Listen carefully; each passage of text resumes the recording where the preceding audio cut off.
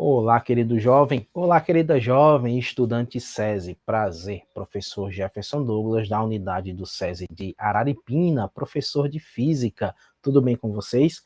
Galera, no Oficinando dessa semana, o nosso tema é astronomia.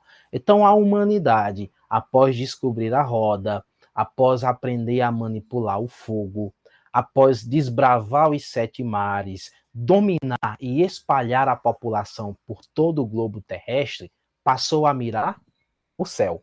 O céu passa a ser o nosso novo oceano a ser descoberto, a ser desbravado. A nossa curiosidade é o que nos leva além, pois é da nossa natureza buscar e tentar compreender o universo e as coisas ao nosso redor. E é justamente, galera, a partir dessa nossa natureza questionadora que foi possibilitado que nós criássemos novos instrumentos e técnicas a fim de mudar o nosso sentido e melhorar a nossa compreensão de todo mundo ao nosso redor. Nós vamos hoje discutir um pouquinho sobre a história de pessoas nessa trajetória que nos leva a desbravar e compreender um pouquinho do universo ao nosso redor. Tá? Então, o nosso tema de hoje é sobre astronomia. Vem comigo, eu te convido a embarcar nesse foguete, eu te convido a embarcar nessa nave e explorar o espaço, explorar o universo do conhecimento. A astronomia é a ciência que estuda todos os corpos celestes do universo. Como os corpos celestes, nós entendemos os planetas, as estrelas, cometas, asteroides, nebulosas, galáxias, etc. Os profissionais que trabalham com astronomia são chamados de astrônomos, e eles são os responsáveis por analisar e estudar tudo que está relacionado ao espaço cósmico, como, por exemplo, a evolução do espaço e a observação dos corpos celestes que nele estão, a observação das estrelas, a observação da expansão do universo e tudo mais que compõe o nosso espaço cósmico. Quando nós falamos de astronomia, provavelmente você deve imaginar as estrelas, os planetas, buracos negros, nebulosas, cometas, asteroides, né? Deve ficar fascinado com esse mundo cósmico.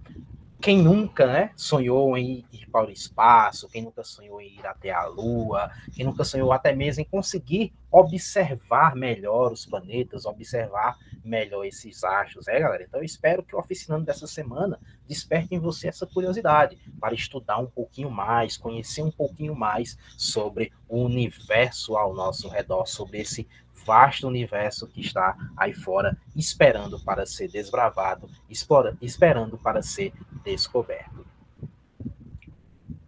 A história da astronomia. O senso comum vai nos dizer que os gregos foram os pioneiros nos estudos celestes. Porém, existe algo que contraria tudo isso. Estudos realizados sobre as pinturas rupestres dos períodos paleolítico e neolítico, que foram feitos há aproximadamente 40 mil anos, esse estudo concluiu que os chamados homens das cavernas já tinham algumas noções sobre astronomia, pois os pesquisadores eles encontraram, por exemplo, em meio aos desenhos, animais que, na verdade, representavam constelações. Tá? Então, desde a antiguidade, o homem ele já tinha esse senso aí de observar o universo. E, aparentemente, a compreensão de padrões e a curiosidade nos acompanha por milênios, né? Nos tirou das cavernas e nos lançou aos mares, aos céus e, por fim, ao espaço. Nós somos justamente o acúmulo de informações coletadas dos nossos simplórios ancestrais e que nos trouxeram até aqui. Quando a fé e a filosofia se tornaram limitadas para explicar o mundo, muitos seguiram pelo caminho da experimentação, dos testes, das observações e da pesquisa. Estes passaram a usar a ciência para explicar o mundo ao nosso redor. Como o ser humano ele é fascinado por mistérios, eles passam a observar e estudar algo que lhes intrigasse a curiosidade, como, por exemplo, as estrelas. Porém, as estrelas estavam acima de nossas cabeças, lá no alto, brilhando e gerando em nós os mais diversos questionamentos. Mas, diferentemente de quando um cientista, por exemplo, ele viaja para uma área determinada para estudar o comportamento de uma espécie animal, os homens, os astrônomos, não tinham como verificar presencialmente o objeto do seu estudo. A história da astronomia, ela nos leva a séculos no passado. Nós começamos com Eratóstenes. Eratóstenes, que viveu entre 276 e 195 a.C., era um astrônomo considerado à frente do seu tempo, pois as suas visões, os seus estudos, eles iam de contramão a tudo que era acreditado na época. Ele teria sido aluno do filósofo Ariston de Quíos e do poeta Calimaco. Eratóstenes é também considerado o pai da geografia, ele contribuiu bastante nessa área também, galera. Um dos seus feitos mais notáveis é que ele foi um dos primeiros a conseguir calcular a circunferência da Terra, olha que legal. Ele fez uso das sombras que eram projetadas pelos objetos por conta da luz solar e em propriedades da geometria. E aí ele conseguiu medir o tamanho do nosso planeta com uma precisão impressionante, mesmo para aquela época, mesmo sem dispor de equipamentos sofisticados como nós temos hoje, né? Então, naquela época, já se tinha a ideia do formato da Terra. E hoje, infelizmente, né, ainda tem gente querendo discutir o formato da Terra aceito pela ciência. Mas, enfim, vamos lá. Em seguida, nós temos Cláudio Ptolomeu, que viveu entre 90 e 168 já depois de Cristo. Ele foi um astrônomo e matemático grego. Ele foi autor de alguns dos estudos mais importantes da astronomia e o primeiro a tratar a técnica de projeção de mapas. Ou seja, ele começou a adaptar, fez a adaptação das superfícies planas das superfícies curvas em imagens planas dos mapas. Ele aperfeiçoou o modelo de sistema solar, onde o Sol, as estrelas e outros planetas giravam em torno da Terra. Modelo esse que foi adotado durante toda a Idade Média. O sistema de Ptolomeu, o chamado sistema geocêntrico, a Terra no centro do universo, mesmo estando errado, foi aceito por séculos, até que Galileu Galilei e Copérnico eles começaram a contestar com uma maior ênfase esse modelo. Embora o modelo de Cláudio Ptolomeu estivesse equivocado, mediante a compreensão que nós temos hoje, ele contribuiu bastante com a astronomia. Então, esse é um desenho representativo do modelo de Ptolomeu, onde nós observamos aí a Terra como aparentemente imóvel e todo o universo girando em torno dela. E aí nós chegamos entre 1473 e 1543 com Nicolau Copérnico. Nicolau Copérnico ele foi um astrônomo e matemático polonês que propôs um modelo de sistema solar em que a Terra girava em torno do Sol. O seu modelo ainda não era preciso, pois os astrônomos da época eles tinham grande dificuldade, como, por exemplo, determinar a órbita de Marte. Então, o seu modelo ainda precisava de alguns ajustes. Copérnico, a curiosidade aqui, ele foi padre, porém ele não permanece muito tempo nesse cargo, porque além de padre, ele era médico e possuía diversas outras funções, além de possuir, claro, uma grande inquietude intelectual, o que levou a frequentar diversas universidades e estudar diversas áreas, principalmente a astronomia. Os trabalhos de Nicolau Copérnico trouxeram várias contribuições, podendo ser considerado o pai da astronomia moderna.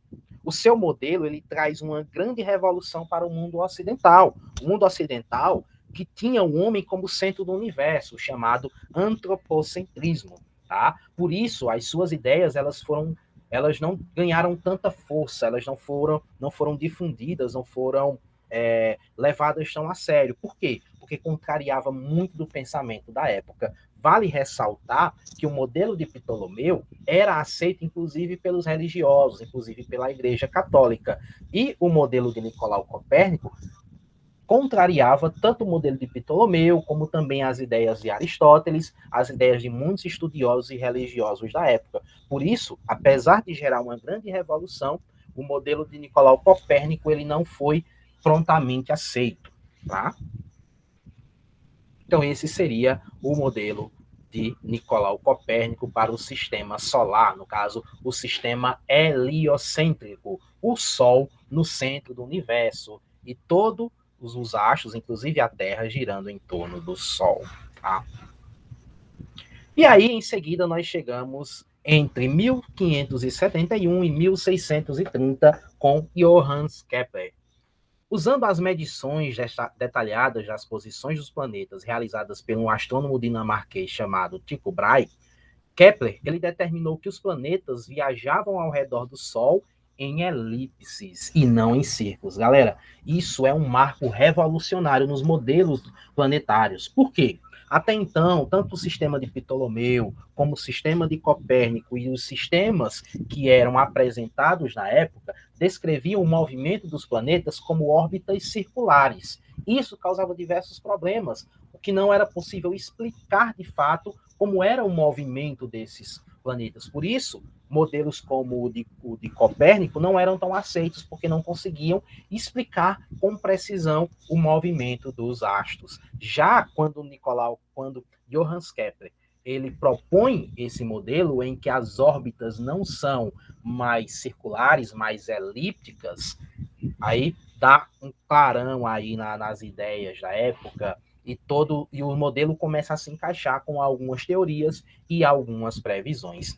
A partir disso, a partir dos estudos de Tycho Brahe, a partir de algumas observações e medições, Johannes Kepler ele chega às 3 leis que descrevem os movimentos dos planetas, as conhecidas leis de Kepler, que são utilizadas até hoje por astrônomos, por laboratórios e observatórios do mundo inteiro. Suas contribuições foram tão significativas, olha só, que uma sonda da NASA foi batizada com seu nome e vários astros também carregam o seu nome. Então, é notório aí a contribuição de Johannes Kepler para a astronomia, para o conhecimento da ciência em geral.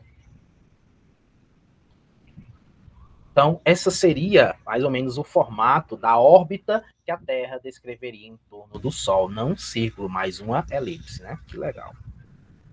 Chegamos, talvez, em um dos nomes mais conhecidos por vocês, galera, que é Galileu Galilei, que viveu entre os anos de 1564 e 1642. Galileu Galilei é muitas vezes creditado como o inventor do telescópio óptico, mas atenção, ele, na verdade, fez a melhoria de modelos já existentes, mas ele não foi o inventor, tá, galera? Ele é considerado um dos pais do método experimental e da ciência moderna. Entre as suas principais contribuições para a física está o estudo sobre o movimento dos corpos e a teoria cinemática. São os estudos de Galileu Galilei que vão proporcionar a Isaac Newton uma grande revolução aí na mecânica clássica, tá, galera? Ele é também creditado como um dos pais da mecânica clássica e aí considerado por muitos um dos maiores cientistas que já existiu. Galileu ele usou seus conhecimentos e suas ferramentas de observação para descobrir, por exemplo, as 4 luas principais de Júpiter, hoje conhecidas como luas galileanas. Ele descobriu também os anéis de Saturno.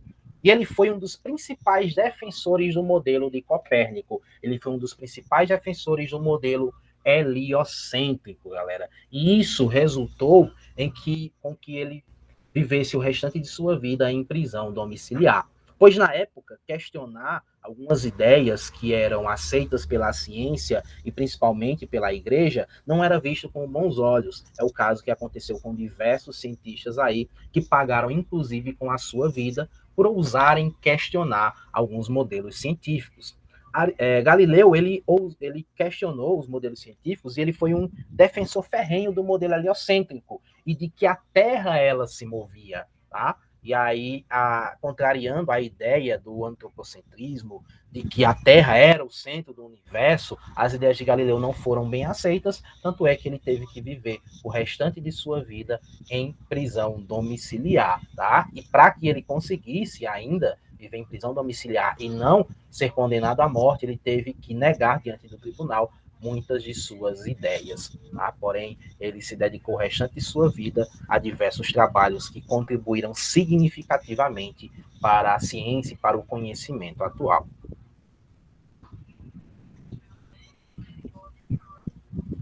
Galileu ele foi um grande observador. As suas observações, os seus estudos nos ajudaram a chegar cada vez mais longe. Chegamos aqui a Sir Isaac Newton, considerado aí um dos maiores físicos da mecânica clássica.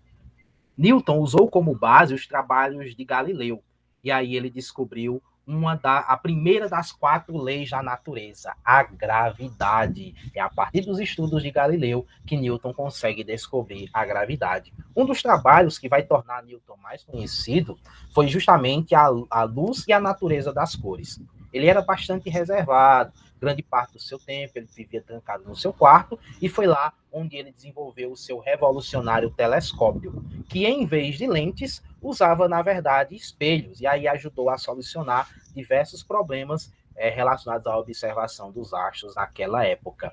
Foi também fazendo uso das contribuições de Galileu que Newton chegou ao enunciado das 3 leis que descrevem os movimentos dos corpos na Terra e no espaço. Leis essas conhecidas como as 3 leis de Newton, tão famosas, né, que você gosta tanto de estudar na disciplina de física, e que contribuem significativamente para o mundo hoje. Então, toda a mecânica, tudo que está relacionado ao movimento dos corpos, toda a engenharia tem como base os fundamentos aí descritos por Newton, que teve como fundamento principal do seu trabalho as contribuições de Galileu. Por isso, Newton ele tem uma célebre frase que é muito marcante. Ele diz: se enxerguei mais longe, foi porque me apoiei sobre ombros de gigante. Isso quer dizer, galera, que todo estudo, todo trabalho científico, ele sempre recebe a contribuição de cientistas que viveram antes, tá? Então, todo trabalho, ele é, na verdade, uma continuação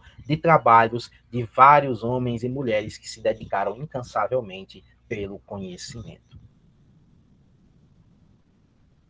E aí, muitas vezes, Newton vai ser associado, né, a essa imagenzinha aí do prisma, da decomposição do espectro dos raios luminosos, e também associado àquela imagem, aquela figurazinha da maçã caindo sobre sua cabeça, né? Não se sabe, a verdade é um mito isso, mas muita gente ainda considera Newton associado a essa imagenzinha da maçã, associando a descoberta da gravidade, né, galera? Aí que foi muito importante aí para os conhecimentos que nós temos hoje na ciência e no mundo em geral. Chegamos agora nos anos de 1889 a 1953, quando viveu Edwin Hubble. Isso mesmo, galera. Esse nome deve ser bem familiar para você, né? O telescópio espacial mais famoso, justamente esse que você pensou, leva o seu nome. Então, imagine quão grande foi a contribuição de Hubble para o universo científico. Ele é considerado um dos maiores astrônomos de todos os tempos, pois ele ajudou a estabelecer campos da astronomia e cosmologia. Ele provou, galera, que existiam outras galáxias fora da Via Láctea. Foi um dos responsáveis pela compreensão do afastamento das galáxias e a expansão do universo, que ganhou o nome de Lei Hubble.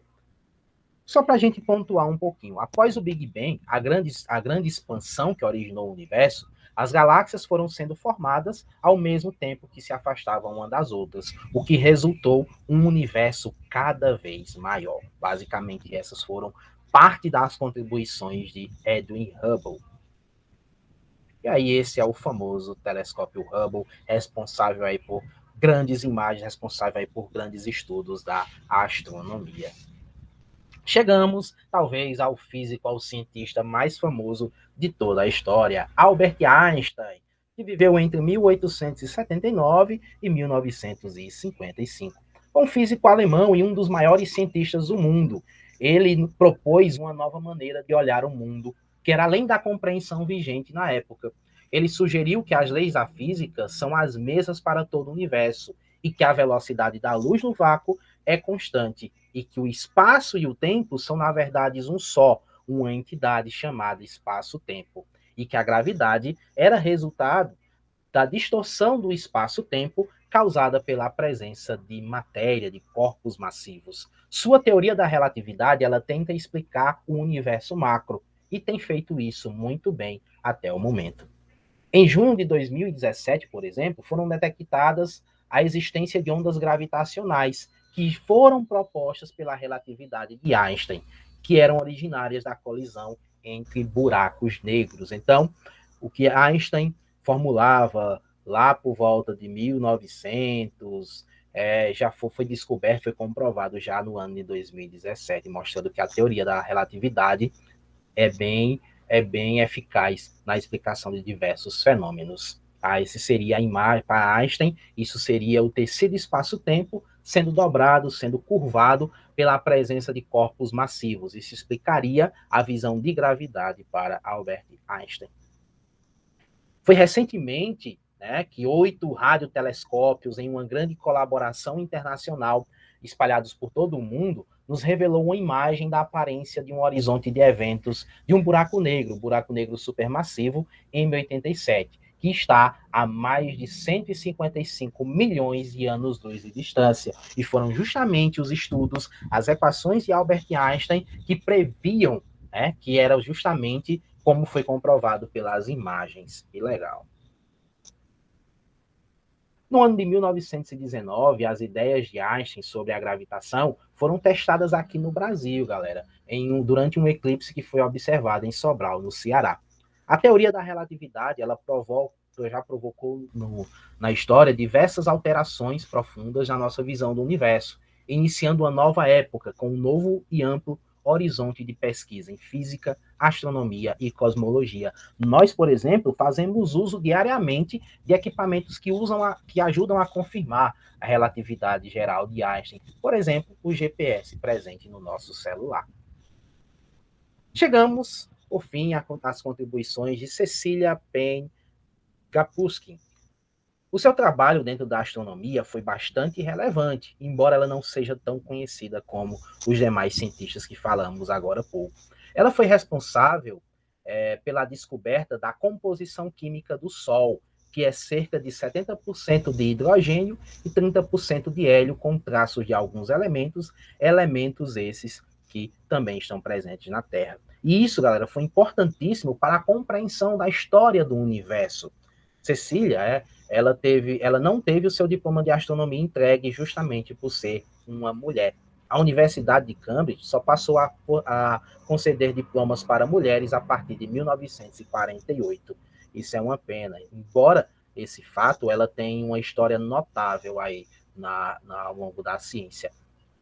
Quando ela percebeu que os seus trabalhos não seriam aproveitados na Inglaterra, ela se muda para os Estados Unidos em 1923, onde ela consegue estudar no Observatório de Harvard, sendo a segunda mulher a realizar esse feito. Então, as suas contribuições para a astronomia e para a ciência são inestimáveis, tá, galera? Então, aqui é um pouquinho do início da história, tá, da astronomia, para que a gente consiga compreender um pouco mais sobre essa ciência tão fascinante. E agora, galera, que tal você usar o seu smartphone para observar o céu, os corpos celestes e estudar astronomia? Sim, talvez você já tenha se deparado com a situação de, poxa, queria tanto poder observar melhor o céu, queria ter um telescópio para poder visualizar melhor as estrelas, ou até mesmo queria conhecer de fato, saber identificar as constelações, a posição dos planetas, a posição dos astros. Galera, dá para fazer isso utilizando o teu smartphone, tá? Você vai conseguir estudar um pouquinho melhor sobre astronomia utilizando apenas o teu aparelho de celular. E eu vou deixar aqui a dica de 5 aplicativozinhos, tá? Que você pode baixar na loja de app do teu smartphone para que você consiga observar aí o espaço, o universo ao teu redor. Principalmente durante a noite, você vai ter uma experiência, garanto que no mínimo curiosa, tá, galera? Então, os aplicativos usam basicamente a câmera do teu celular e aí vai mapear todo o céu, te mostrando as principais constelações, as estrelas mais próximas.